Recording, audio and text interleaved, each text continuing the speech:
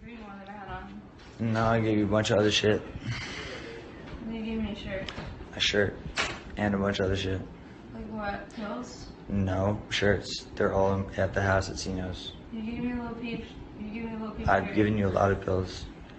We're not talking about pills. You just said no. I gave you a Lil Peep shirt and I gave you 2 other shirts. No, you didn't. Yes, I did. One of them has a vagina. I'm gonna beat your ass, guys. Baby, I just wanna ball with you. I couldn't see the end was coming near the way I do. I'm change my name, shave my head, tell my friends that I'm dead, run away. Hey, what's going on, guys? Hope you guys are having a great day. Look, man, I'm almost at 4K subs, so after thinking about it, and I really just spent a lot of time getting my mind right, just getting my shit together and getting my focus back and really just kind of letting my emotions heal and really just clear out, because they really were starting to dictate the pace of my content. And a lot of you guys know, especially the day one subscribers, I hinted many of times, and I'm sure you guys had a good grasp on things, that the minute I ever started covering the final chapter of Peep's journey, and especially the minute I ever started covering some of the tragic, unfortunate ending around his untimely passing, then I always thought that would be the time to close the book, and that would be the time to bid farewell and say goodbye. But there's so many of you guys who have reached out to me through your comments and your emails, and I'm really getting a better understanding of how many people actually truly enjoy this channel. So why would I pull the plug on that right now that we're finally growing? And I don't even think, I can only speculate, this is pure speculation, but I honestly feel like Peep wouldn't even want me to do that right now. Not now, not yet, not like this. There's so many more things to explore, and there's so many more stacked chapters left for me to narrate in this never-ending storybook of his artistic journey. So I really don't feel like it would be fair to you guys if I kind of just yank the rug from underneath your feet, or fucking pull the chair back right when you go to sit down and get comfy. That's some fucked up shit, man, and I'm really sorry about that. I want to thank a lot of you guys. I want to thank Connor. I want to thank Rebecca. I even want to thank Farron, because I know he was watching my shit back in the day. Him and Brendan Farrell were like some of the first guys that were actually watching my channel. Zill and Zap too, if you're watching, I know that you were a really early viewer, and just a lot of you guys. I don't mean to miss any names. I love interacting with you guys in the comment section, so don't be afraid to say, hey Goth boy, what the fuck, man, you forgot me, like me and you talked mad times. Don't be afraid to call me out, because I love a lot of you guys. Some of your handles I can't even pronounce, so Cookie, I know that you were a person that I always had conversations with. You always left me great comments. And then there was a few assholes who were really cool, and then they just started becoming dickheads, and I had to block them because they were just becoming poisonous and being negative. And everyone has a right to an opinion, and I never would disable the comments. That's some bitch shit. I would never do that, but I don't like people to kind of influence viewers right when they click a video.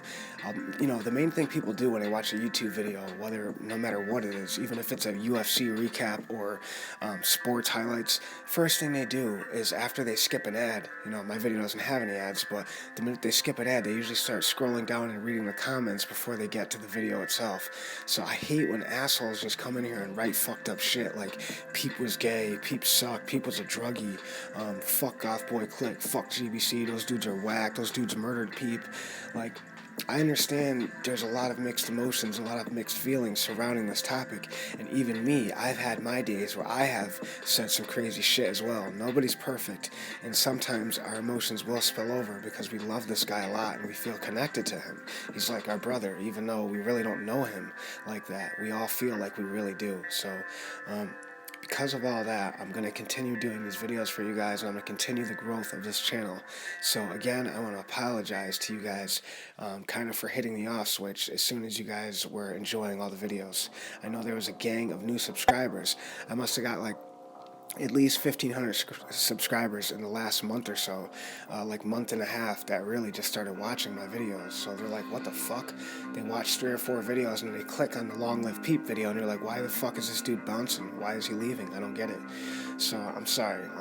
So to make it up to you guys, I'm going to do a 2-for-1 today. I'm going to cover the song Love Letter, and I'm also going to cover the night that Peep performed Gucci Mane. So we're going to do a Glow Behind the Show episode 5 as well. I'm going to jam them both out, and I'm going to do my best to stay on topic of both themes. I know it's a non-format channel, so sometimes I can be like a train going off the tracks, and no one wants to be a part of a ride like that. So forgive me, guys, for all the bullshit in the past, and I'm sorry that I kind of almost folded this book shut prematurely on you guys. I never meant to do that. So without any further ado, once again, I want to thank all you guys. Write in the comments any ideas you have for videos, any recommendations, anything you guys want to see all month long. I'm going to be doing that. So you guys are going to dictate the future of this content. You're going to have full fucking control. You're going to have full creative control of this channel and where it goes moving forward.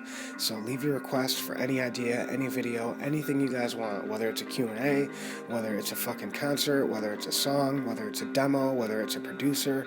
If you guys want me to try to get someone on the channel and do some Q&As with them, anybody, just any idea you have, leave it in the comments, and I promise you 100%. It might not be today or next week, but I will do it and I will get it done. So once again, I love all you guys. Let's get into this face-melting fucking banger. Love Letter and Gucci Mane. Let's get it. Hey, what's poppin', guys? Thank you for getting through that intro. As you guys know, I just take this channel very seriously. I'm very passionate about every upload. I've been going through a lot of shit, man, and on top of this channel, I'm a full-time father, you know, and I'm a single dad at that, and I work a full-time job, and there's no monetary value on this channel. The only reward I get is new subscribers, and when you guys hit the thumbs up button and leave me really awesome comments.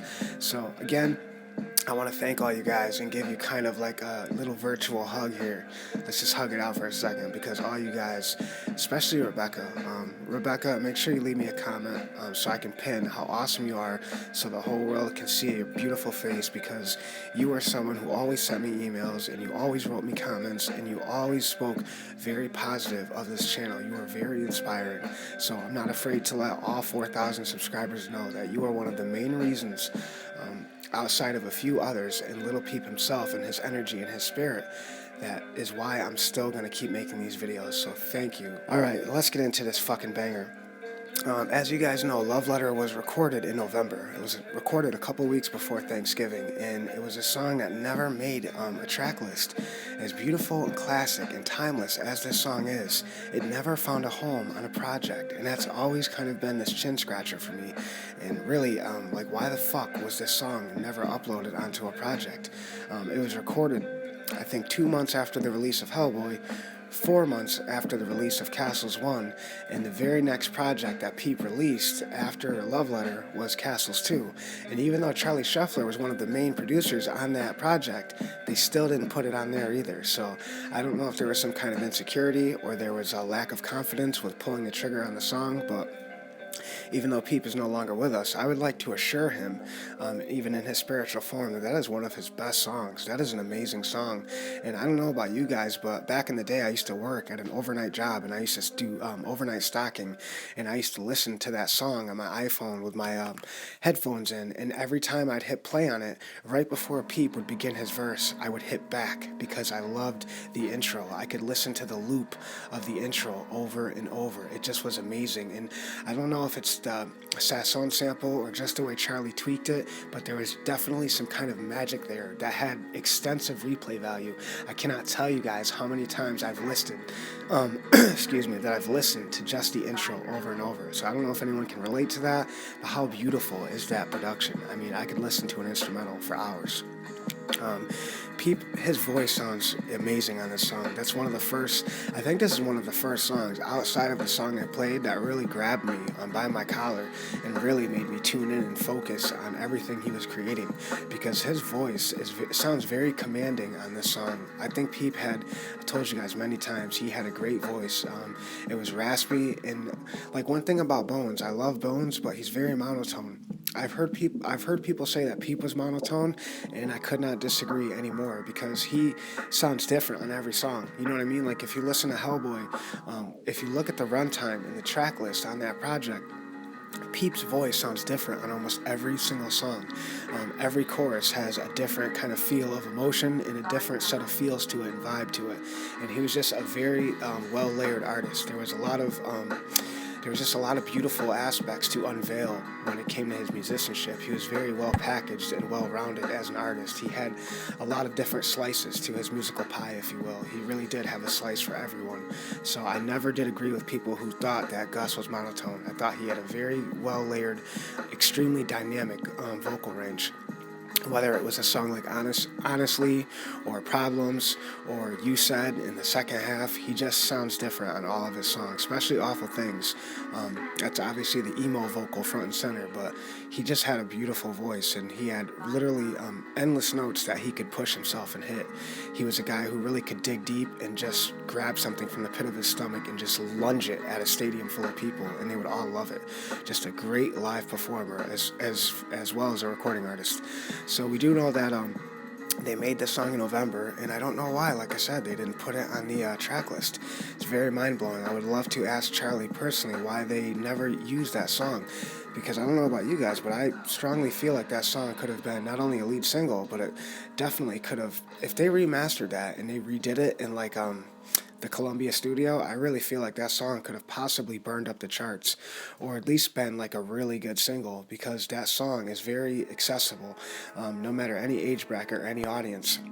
Man or woman, girl or boy, you can easily digest that song. It has a beautiful sample, a beautiful beat, really hard-driven bass. That's one thing about Charlie.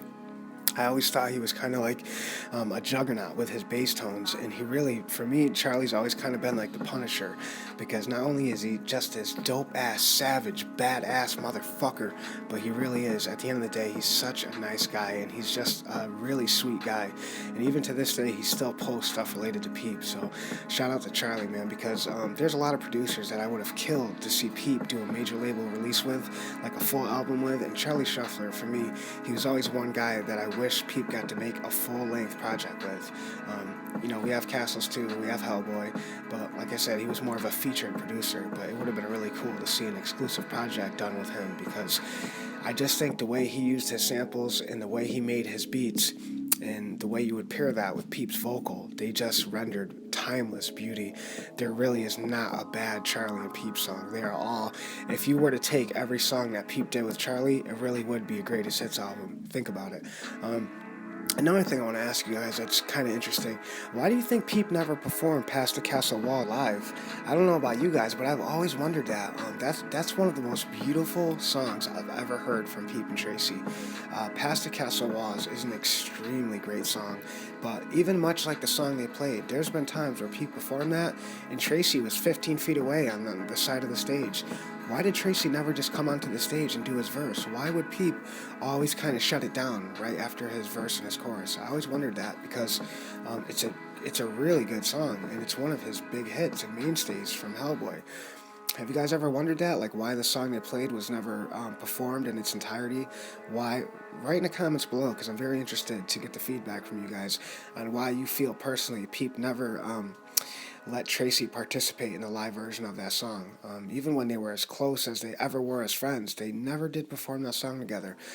Past the Castle Walls too. Why did they never perform that? That song is so amazing. That was one of the I'll tell you guys a quick story. When I became a Lil Peep fan, and I would go through on YouTube and try to find all these performances, that was one of the main songs. That song and I Crash, You Crash. I was like devastated when I couldn't find live versions of those songs. I don't know if you guys can relate to that, but I Crash, You Crash was like one of my favorite Peep songs. A very gorgeous, beautiful song. Not only is it melancholy, it just has so much emotion to it. And much like Kisses in the Wind, that's why I love Peep with Dirty Vans. They just had a really great sound, and that was another guy I would have killed to just get a whole tape done just by Dirty Vans. If you take Gods, Kisses in the Wind, and Girls, look at Girls. You can argue that sounds like the cleanest song on hellBoy. If you listen to Girls, that song sounds like it could have been on Come On When You're Sober, because it just sounds so clean and mastered. I want you guys to think about that. Even when Pete performs it live, how fucking clean and superb does Girls sound? It sounds like a very professional done song. That was Dirty Vans. But anyways, I want to kind of close out a love letter, and I want to get into Gucci Mane. But the last thing I want to ask you guys is, I really want you to tell me again on why you feel like those songs weren't performed, because I'm very curious. I also want to know where all these videos went. Like, if you see the IG video of Peep listening to the instrumental of Love Letter, where are those videos? So some of my subscribers are right. A lot of those videos were deleted, because I don't know if this happened after Peep died or if it was before he passed away, but a lot of these IG videos are completely vacant from his page. Even the old Twitter handle. Remember the old Twitter handle, Little Peep Shorty? If you go on there and access that Twitter page, it just says locked, and it says these are protected charms, and you can't access the page. So it really is this wonder wall of mystery. Like, what lies beneath the surface of these social media apps that are kind of locked and no longer used? But we know that Peep used to post a lot to IG when he was first using that app. And much like Periscope, he really did utilize both those apps a lot. So where do you guys think those videos went? You know, the video, like, believe it or not, I think that's one of the most researched IG videos of all time, is Peep listening to Love Letter. At least I know for my channel alone, that was one of the most frequently asked questions I got, is where is that video? Where can I find that video? A lot of girls in particular would email me about finding the Love Letter IG video. Pretty interesting stuff. But anyways, let's get out of here and let's get into Glow Behind the Show, episode 5, and we're going to cover the night that Peep performed one of my favorites off hellBoy, Gucci Mane, live at the Rose Theater on When the Lead Runs Out tour. This was an amazing, iconic performance. Now, you guys know Gucci Mane was a beautiful song. Really did have a perfect amount of bass and a gorgeous acoustic bass sample from Charlie Shuffler. And like I said in an earlier region of the video, I do feel like these guys had a very cool signature sound. And I think Charlie was one of the best producers for Peep. And I know, like I said before in every other video, it's like, Goth Boy, you got a favorite producer. But I want you guys to think about it. Like I said, if you listen to every song he did with Charlie, they do have their own signature sound, and it really does have a great balance of everything. It has the alternative, it has the acoustic, it has the hip-hop, it has the trap, it has everything. And that's the best thing in music, is when you're well diverse and there's a lot of adversity to your music, and you can overcome kind of any obstacle. And I just think Peep could overcome all adversity when he worked with Charlie. In other words, he just had a song for everyone. So whenever you can make a sound like that and have music like that, really, your potential is limitless, and all the things over the horizon are endless. I think Peep could have literally burnt up the charts with this kid. They really did have a lot of potential together. I'm very interested on why, what happened after Castles 2 and why they didn't work as frequently as they used to in the past. I know Peep was on to bigger and better things. I don't mean that as a knock to Charlie, but I just mean like the road was kind of taking different turns. And obviously Peep was mending his major label debut, and he was working on Gas and working on the Makonnen album. And even in the London studio, he was still buttoning up songs for part 2. If you guys look at the project board from the London studio timeline, he has a couple Come Over and You're Sober Part 2 songs on the progress board, because he was still trying to do some last minute music for Come Over and You're Sober Part 2. He wanted to make sure that it was a perfect project for you guys, because he knew how much you guys loved and respected Part 1. So I don't think Peep could have ever topped Part 1, but I think he really wanted to compete with it and at least make it as much as a classic project as that was. Much like Eminem said about his first record, the Slim Shady LP, he said on the Marshall Mathers LP that there's a lot of critics who want to see if he could top that, and he just said it's impossible. Like, I'm not going to be able to top what my name is. And I really do feel like that was kind of similar with Peep. I think Peep felt a lot of pressure about Part 1, because it really was like a deluxe greatest hits of all the songs he was doing with Smokeasac and Juan and Rob at the time. Those guys did like 100 songs, and I think Smokeasac said they just hand-plucked a good amount that they deemed fitting for the track list. So think about that. I also heard that they recorded a lot of songs with Fishnark as well after that album, and Peep scrapped a bunch of them because he thought a lot of the songs sounded the same. I've read that on Reddit, I've read that everywhere, that he recorded like 200 songs. I don't know if you guys know if there's any truth to that, but I've heard a lot of fans say that. A lot of fans who know their shit as well have said that he recorded a good-sized palette of songs with Fish and Better Off Dead and Gabe and even some with Cortex, but a lot of them just kind of got thrown in the recycling bin because Peep would listen to all of them chilling at his house and he just thought they sounded all alike. So it kind of sucks if that's true, because we would have embraced all those songs and we would have found individuality in each one, but when it comes to the artists, they're the ones who made it, so they have final say on what they release to the public, obviously. But this is an amazing song, and I really do love the fact that Peep was not afraid to give a shout out to the rappers he looked up to, whether it was Max B, Future, Gucci Mane, all the rappers that he liked. You would never know that Peep was inspired by some of these guys because Peep was so original and he had a sound that it's really hard to match up with his inspiration. I just think that says a lot about how unique Peep was. You would never think he was a fan of some of these rappers that he stated he was a big fan of because he was so original. You cannot even see the inspiration. Like if you listen to YNW Melly, you can tell that he's a big Lil Uzi Vert fan or a big fan of Future and Young Thug, but when you listen to Peep, you can't see any of that, but he really is a fan of all those guys, and a lot of those guys are the reason why Peep picked up the mic in the first place. But like I said, he was just so unique, you would never be able to tell all the guys he liked. So whether it was a Future song or Nirvana Something in the Way, Peep was not afraid to post some of his favorite personal songs that he loved very much. He had a great taste in music, and I really do think that says a lot when you're a musician. The background and the music that you personally are in love with says a lot about you and your own musical output. Peep really was like a love child of some of the greatest genres of music that were ever invented, so it's a no-brainer why he was so gifted at what he did. But I want to talk about When the Lean Runs Out tour really quick before I get out of here, because this was a very important tour. So they did it for 21 dates. It started in October and it ended in December. And I want you guys to realize that for $16, you could have got entry into the venue. And you could have been standing literally 15 feet away from Peep in a very intimate nightclub kind of setting. And that's really fucking awesome. For $50, you could have got to go backstage, get autographs, take pictures, hang out with the guys. I mean, this was just such a great time to be Lil Peep. There was so much excitement. And we have to understand that, look at all the guys that were on this bill. Mikey the Magician, Fat Nick, Smoke Perp, Suicide Boys. All those guys are respected household names in the industry now. And Lil Peep fucking blew up. I mean, he really did. Midway through that tour, he was a superstar. So he had 1 foot in and 1 foot out. He had 1 foot in the underground scene and he had 1 foot in the stardom. I think midway through this tour, Peep was already picked up by First Access. So I want you guys to realize he was very excited. By the time this tour wrapped, he had a van and a whole tour program and schedule waiting for him. So he was very excited, and this was a great time to be Lil Peep. But the night he performed this song, I also think this tour captures one of his best looks. In the early half of the tour, he had the short blonde hair covered in tats, and then in the later part of the tour, he had my favorite look, when he grew out his hair and he dyed it jet black and he was wearing the sleeveless cutoff tees. Overall, that was always my personal favorite Lil Peep look. I always assessed that look as just being a solidified rock star who would have been on the cover of all the latest magazines. I just love that look. Write in the comments what your favorite Lil Peep look was, because he had so many.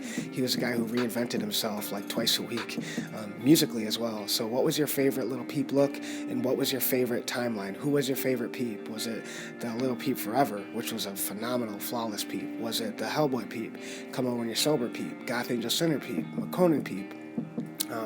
A lot of these timelines are similar, but there really are still different regions and different timelines of this musical journey. But When the Lean Runs Out, that tour was awesome, and I remember there was an article where they didn't even know how to write a proper bio on Peep because he was exploding so early, they couldn't even do their research on him. I remember reading an article that said, Lil Peep, rapper from unknown hometown who raps about sadness and suicide. It's like, what? There's so much more to that artist than that. Obviously, in a nutshell, I guess you could kind of sum it up like that, but the fact that they didn't even know where he was from and they didn't know much about him, but they just had to write about him because he was an up-and-coming star. But this was a great timeline, and like I said, everything was in a pot that was bubbling up and finally spilling over.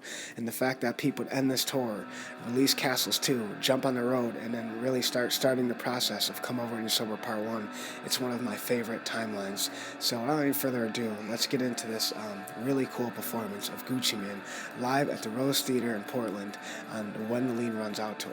I'll catch you guys next time. Peace.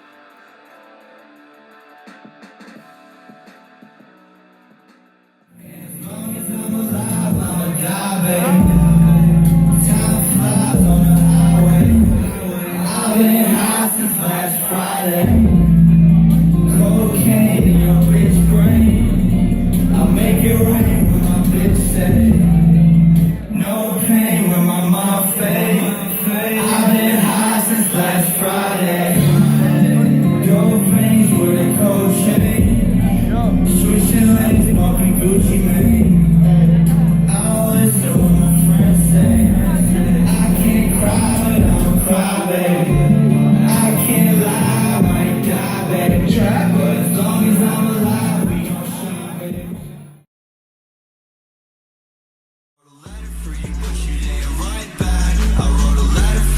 you didn't write back. Calm down, I don't wanna fight like that. Girl, calm down, I don't wanna fight like that. I wrote a letter for you, but you didn't write back. I wrote a song for you, but you didn't like that. I wrote a letter for you, but you didn't write back. I wrote a song for you, probably didn't listen at all. I wanna take my